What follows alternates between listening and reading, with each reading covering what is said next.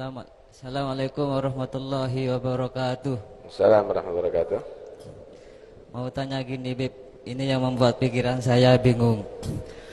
Semua tahu bahwa termasuk iman kepada Allah, percaya adanya qada dan qadar. Ditakdirkan mengerjakan sholat atau memberi sedekah atau mengikuti pengajian rutin seperti ini, itu semua min Allah. Sebaliknya, bila kita bermaksiat juga takdir dari Allah. Pertanyaan kami, sama-sama takdir dari Allah, kenapa yang perbuatan maksiat banyak ulama mengatakan bahwa itu timbul dari diri sendiri? Itu kan seakan-akan menghilangkan kepercayaan terhadap qada dan karunia Allah. Terus bagaimana dengan kalimat la haula wala quwata illa billahil aliyil azim? Terima kasih. Jadi begini, takdir itu adalah wewenang Tuhan.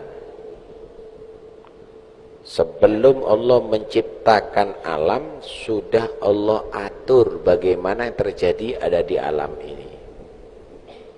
Itu namanya qada. Takdir kejadiannya sesuai dengan yang ditentukan oleh Allah. Oh, orang ini mati. Oh, orang ini lahir. Oh, orang ini sakit. Oh, orang ini taat. Oh, ini orang ini maksiat.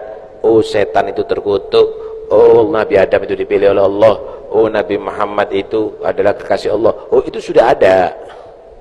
Itu qada. Kejadian yang sesuai dengan ditentukan oleh Allah, itu namanya takdir atau qadar.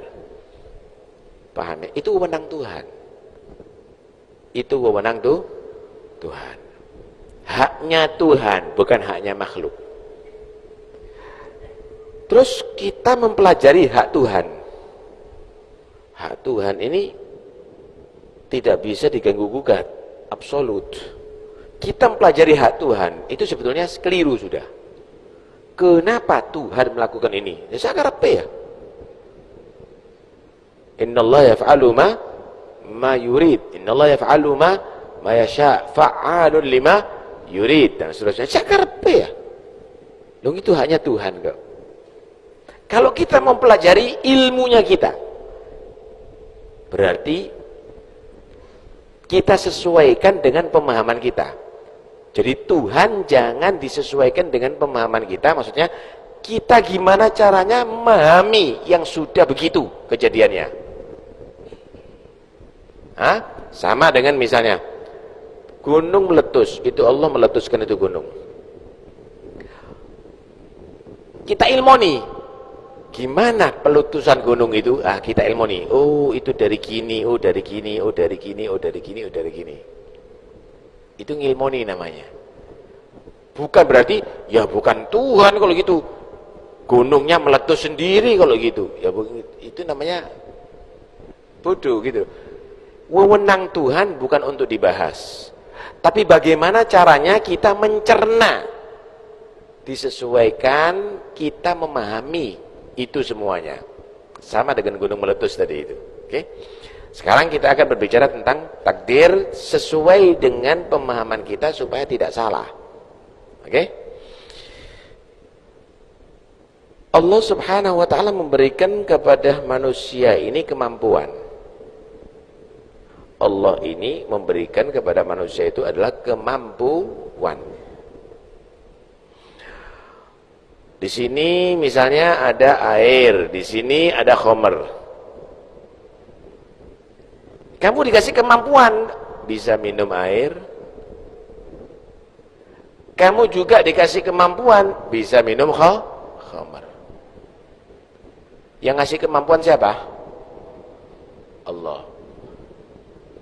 Air, khamr ini adalah juga makhluknya Allah. Kan gitu.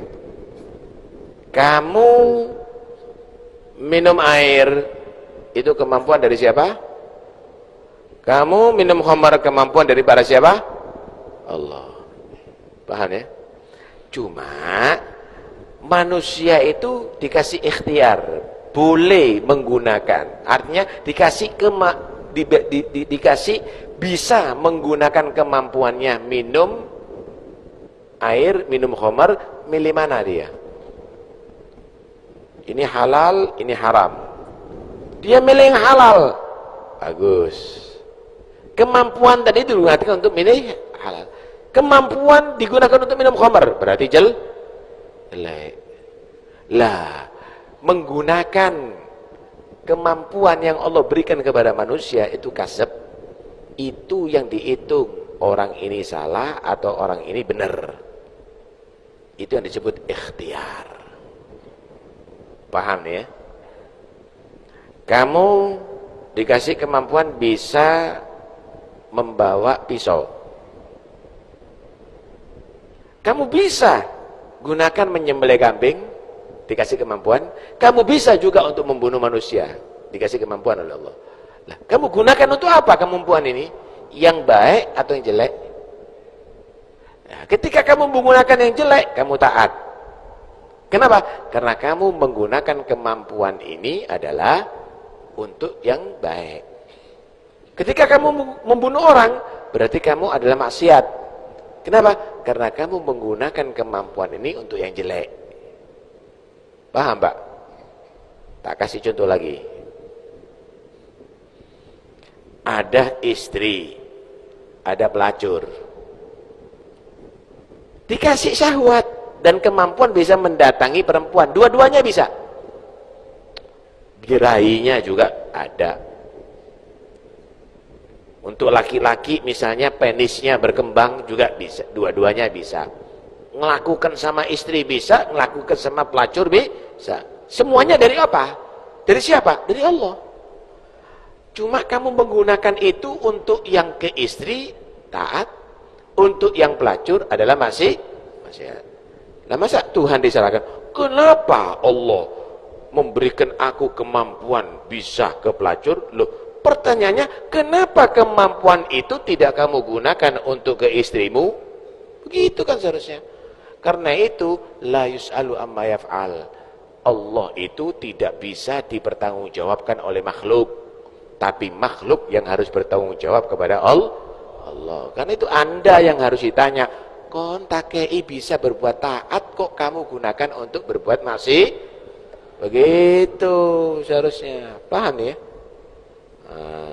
La haula wala quwata illa billah. Iya. Kalau Anda bisa berbuat taat, jangan sok. No, aku melakukan sholat. Nih, aku melakukan ibadah kepada Allah. Loh, kemampuannya kamu itu bisa melakukan ibadah dari siapa?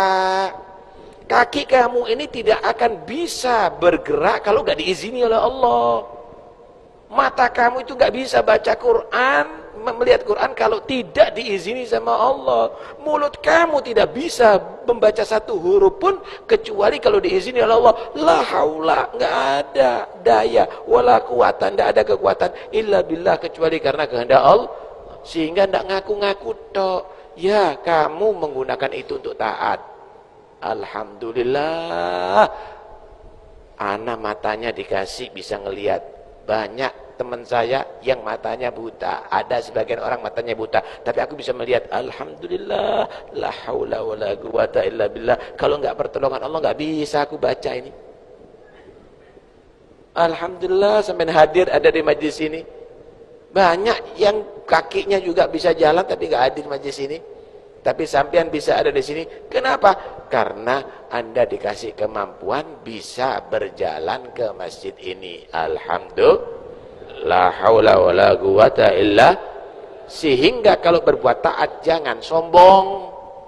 Kenapa? Karena tanpa bantuan Allah kamu juga tidak bisa berbuat taat. Begitu. Paham ya? Wes. Ada yang lain? Dua pertanyaan lagi. Ini.